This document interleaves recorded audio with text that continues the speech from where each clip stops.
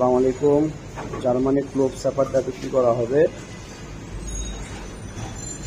রং করা হয়েছে। মেশিনটা মোটামুটি ইউজ হয়েছে, ফ্রেশ কন্ডিশন আছে। এই যে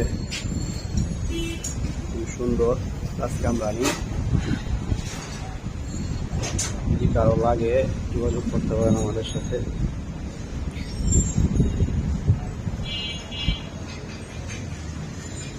জার্মানি ক্লোভ মেশিন।